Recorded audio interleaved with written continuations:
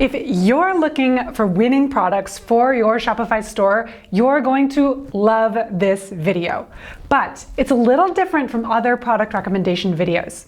You see, in the past, we published videos that told you exactly what products are trending in a given year or niche or season. And we kind of spoon-fed you our product recommendations based on our own data about what was selling well. And there are other YouTubers who are doing this too, telling you exactly what you should buy and what's trending. But it's time someone told you how to spot winning products before they make their way to YouTube. So in this video, you'll learn 5 ways to find trending products and niches ahead of the competition.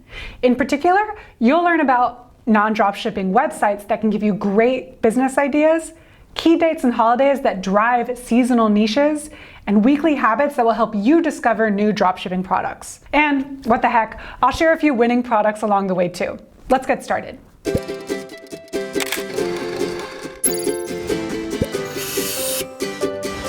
I'm going to structure today's video kind of like a virtual worksheet. The worksheet contains 5 questions, and as you answer each of these questions through research and through observation, you'll begin to uncover niches that nobody is talking about. But once you find those niches and products, you still have to build a Shopify store and validate those products with Facebook ads. Now, I'm not going to go into that stuff today, but I will literally hold your hand through that entire process in Oberlo 101. Oberlo 101 is a dropshipping course that we just created to give you step-by-step instructions on the entire process of finding a product, building a store, and getting your first sale with Facebook ads. If you're serious about making money online, click the link in the description below to learn more. Now, let's return to the questions that you have to research if you want to find those winning dropshipping products before the competition does. The first question you want to research is what movies or TV series are trending. I know that's not something you're usually thinking about. After all, your headspace is in this mode of, I want to start a business. What's selling well? Why do I care what people are watching on Netflix? But popular culture drives buying decisions, and that's especially true for impulse purchases. And remember, impulse purchases are what you want.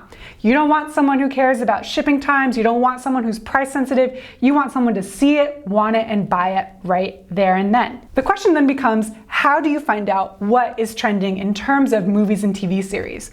Sure, you can find out from friends what they're watching, but it might be hard to set up a store now and then advertise those products later after the craze for that show has passed. The key here is to do some non-traditional research. Instead of going to AliExpress and looking at order numbers, I recommend you actually go to some entertainment websites. Now, I'm going to go through this process with you so you can see what I mean, and we'll end up with a potential winning product on our hands. I am at RottenTomatoes.com, and I'm probably the first YouTuber who talks about dropshipping to be on Rotten Tomatoes.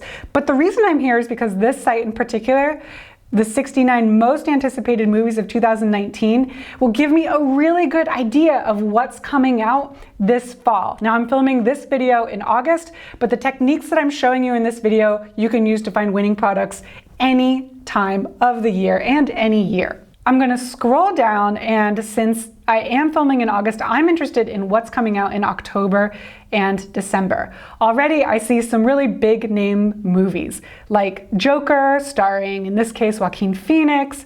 And then we scroll down and we see The Addams Family, which is probably going to be big, and a lot of other interesting shows that will capture popular attention. I also see Terminator, which will probably be huge, and let's see, I think I saw Frozen Part 2, which I guarantee is going to bring in a lot of eyeballs. Now, of course, I'm not going to tell you to buy copywritten, trademarked Frozen merchandise. That is illegal, and you will get in trouble, and you will lose any money that you've made. However, that doesn't mean you can't seize on pop culture with these movies and with TV series. What you want to do when you see these great movies coming up is think about the themes that are in them. For example, with Frozen, yes, it's about Elsa, but more broadly, it's about a winter wonderland and elves and princesses in Norway. Things like that. Cold weather fairy tales is basically what Frozen is all about. And there's no copyright on that. Similar with The Addams Family, you're talking about something spooky and gothic and maybe a little ghoulish. There's no copyright on that. The exercise here is to identify those themes and then find products that fit those themes. Once you do that, you can sell those products to people who are excited about something like Frozen or the Addams Family when they're excited about it. Okay, I said I would take you through an example, so let's do that now. Forgive me, I'm going to take you through an example that's kind of relevant right now, but might not be trending in 2 months. Nevertheless, you'll learn the process and you'll be able to find your own products that are trending in 2, 3, and even 6 months. This summer, The Lion King came out, and there was a lot of buzz about it because it had some big name celebrities in it. Now, I can't sell something like a Simba play suit or anything like that, but I can definitely still target people on Facebook who like Lion King and sell them something that appeals to their interests. And one product in particular that I found on AliExpress was a pet costume. As you can see here, this pet costume is a collar that, when it's attached to a cat, makes it look as if the cat is a lion with a big mane. It's pretty cute, and it's also only $2 and change, which means that the margins on this pet costume are really quite good. But what makes this beautiful is what I can do to sell it on Facebook. I'm going to show you what I mean by going into Facebook Ads Manager here. I've just got a blank ad set up, and the real magic here is that when we go into detailed targeting, as we'll want to do when we're creating our first ad, we can type in, of course, The Lion King. While we can't sell Lion King products, we can definitely target Lion King fans. That's the whole magic of this tactic. So here I can choose Lion King, but as you can see, I can also even target people who like Lion King the musical, the soundtrack. This franchise has been around for a while, so there are millions of people who like this franchise in all of its forms, even the video game, which I'm actually old enough to remember. Once I choose the Lion King as an interest, I want to narrow that audience because 230 million people is way too broad of a first audience. I'm going to uncheck this just to make sure I've got the right numbers here. Now we're at 27 million. Make sure you always uncheck this because you want an accurate read on how many people you're reaching with your interests. Of course, I want to target people who like Lion King, but I want to narrow this Facebook target audience. Because remember, I want to make it both interest specific, but I also want to make it product specific. Of course, someone who will buy this cat collar probably owns a cat. So I'll type in cat as an interest and see where that gets me. When I type in cat here, I can choose this and aha, right? It got bigger because I'm choosing it as an additional interest. So I actually want to X out of that, press narrow audience, and now press cats. Now we're at 15 million people. This is still a little bit big for a first ad towards a US audience, but honestly, it's pretty well targeted. So you could either go for it, or maybe you could narrow this down further by, for example, selecting a specific cat breed or a blog or magazine that cat lovers read if you want to get to a, say, 2 to 2.5 million person audience. 2 to 2.5 million is a good first Facebook audience for the first ad that you'll run for a product. But you can keep it broad as well and learn from Facebook what interests and what audiences like the product you're trying to sell. Now, hopefully you can see why a product like this would do really well. However, this product probably won't do really well in the fall because The Lion King has already come and gone as a pop culture trend. But now you're equipped with the sites you need and the Facebook ad knowledge you need to find a product that will fit one of those trending movies ahead of time and start advertising it. I'm thinking maybe a Joker costume for dogs. I don't know, you'll have to do the research. Let's move on to the second question you want to ask yourself as you're getting ahead of the competition with your trend research. And that question is, what apps or products are on the rise? Now, I know this sounds like I'm being repetitive. You're looking for products that are on the rise. What do you mean I should look into this? No, when I say what products are on the rise, I'm not talking about drop shipping products that you can sell in your Shopify store. I'm talking about products in general, for example, scooters or smoothies or things like that. The fact that these apps or products are trending tells you that there's a bunch of crazies out there who will drop their money for this kind of product. And that is the information you're looking for. I want to give you a personal example. A lot of my friends have been talking about horoscopes lately. You know, I'm a Scorpio, you're a Gemini, that whole kind of thing. And I noticed that there was an app in particular that everyone was downloading and telling me about. It was called CoStar. Being curious about CoStar, I did some research and I went to a site called TechCrunch, which has a lot of news about up-and-coming startups. What I saw on TechCrunch was that this app just raised $5 million to bring its astrology app to Android. That tells me that nothing scales like a horoscope. This got me interested because CoStar does not solve a problem. CoStar is only popular with people who are rabidly into horoscopes, tarot cards, astrology, and so forth. This tells me that there's a niche out there ready to be sold to. My job as a dropshipper is to find products that aren't getting in front of this niche and get there first. So how do you do that? Well, here, just a straight up AliExpress search can be your best friend. Remember that I said you really want to serve this audience a product that they don't see very often.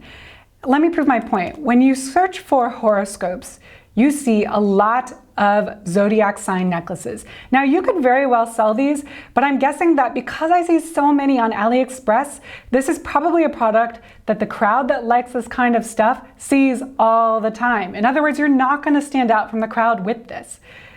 But if I expand my search and I think of, for example, tarot, which has to do with tarot cards and is in this same kind of mystical niche, I get some interesting results. First, I see tarot cards, and I can assume that anyone who's interested in tarot cards already knows where to buy tarot cards, so I'm not interested in that. What you want to do here is keep scrolling. You want to keep going through the AliExpress results page until you find the product that this niche hasn't seen before.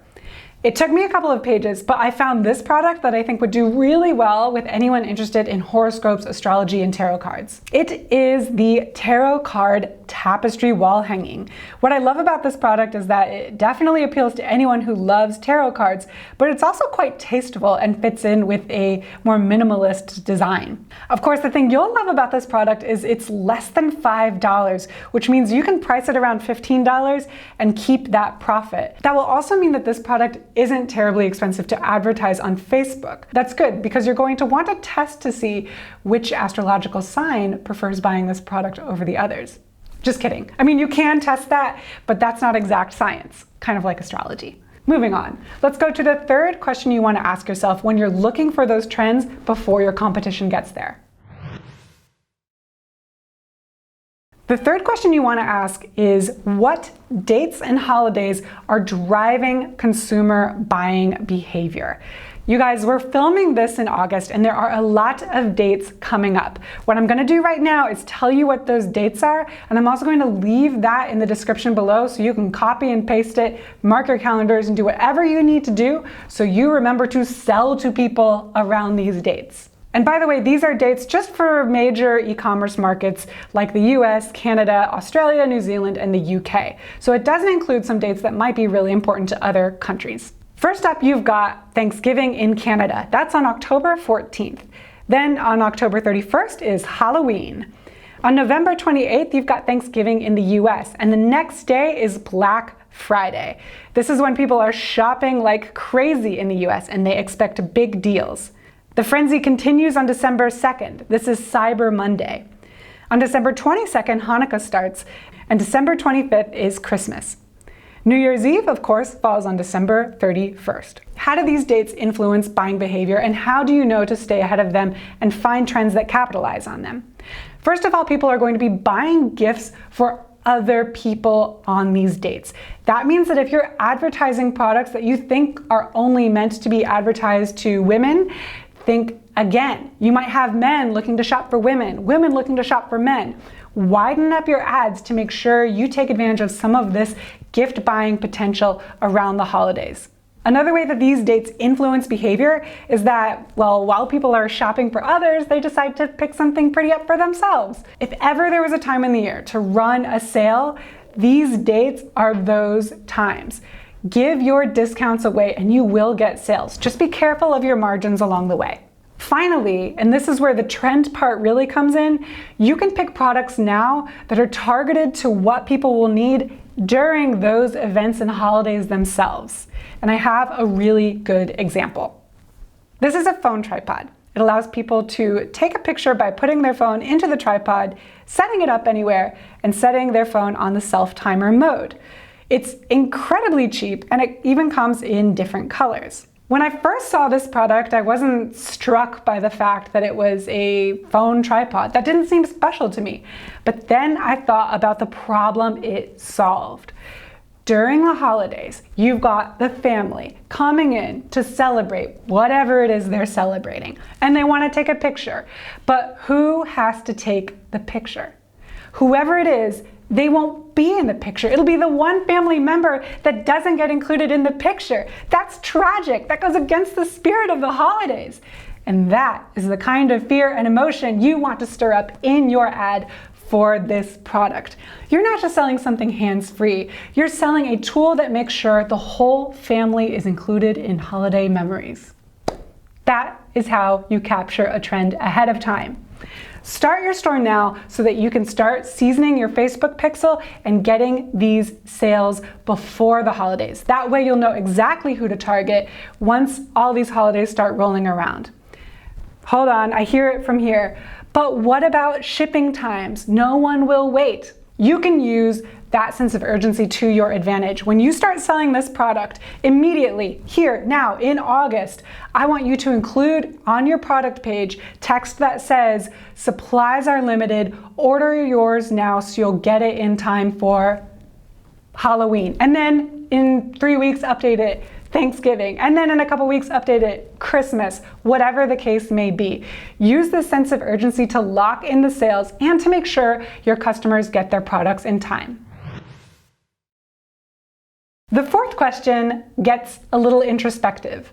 I want you to think about what you bought this week. And if you're just in the beginning of the week, start a document where you write down every single thing you buy. But do not stop there. I also want you to write down why you bought that, and just free write. Don't be so practical. I'm going to give you an example of this because I'm going to tell you about what I bought last night at the grocery store. I was walking around the aisles and I was looking for baby shampoo. Now, I don't have a baby, so why was I looking for baby shampoo? The answer is I wanted to keep my makeup brushes clean. Because someone told me that baby shampoo was a great, gentle way to remove dirt and debris from makeup brushes. And I want to remove dirt and debris because I don't want to break out, and I want to keep my makeup brushes nice and clean so they can carry color effectively. I know I'm losing you on the makeup part, but what I'm getting here is there were a series of concerns that fueled me to buy this product that on its face has nothing to do with my lifestyle. Even though it's baby shampoo, I bought it because I didn't want to break out. I wanted to keep my makeup brushes clean. I wanted to make my makeup look brighter when I applied it to my face. This told me 3 selling points for anything having to do with cleaning makeup brushes. Now, my job as a creative dropshipper that wants to stay ahead of trend is to find a product that will address any of those selling points, and that is a product that stands out. This is when you're gonna say, but makeup brush cleaners are saturated. I hear you, but hear me. The problem of cleaning makeup brushes is not going to go away. Women are not going to wake up magically and find self-cleaning makeup brushes, although honestly, that sounds like a brilliant product idea, and if you can describe something like that, you should. Until we get to that day, people who wear makeup are going to need to clean those makeup brushes, and they're going to want products that help them do that. So your job is to find the makeup brush cleaner that no one has seen before. Let's do a little research live. When I search makeup brush cleaner, I see a lot of results. But what I haven't seen is this right here. This armband that lets you clean makeup brushes also looks new. A lot of people have seen this makeup brush cleaner, and I still think it could get sales. But I personally would like to sell something a little bit different. So I was excited when I was browsing through AliExpress and I spotted something that stood out. This is a makeup brush cleaner that sticks to a surface. And then in this little cup, you can insert your baby shampoo and water to clean your brushes. I've never seen something like this, and it's really cool to me because I like the idea of being able to stick it on the counter as I'm cleaning all my brushes and kind of have that puddle of liquid out of the way. As you can see, this has great reviews, but probably not very many people have bought it. That smells like an opportunity to me.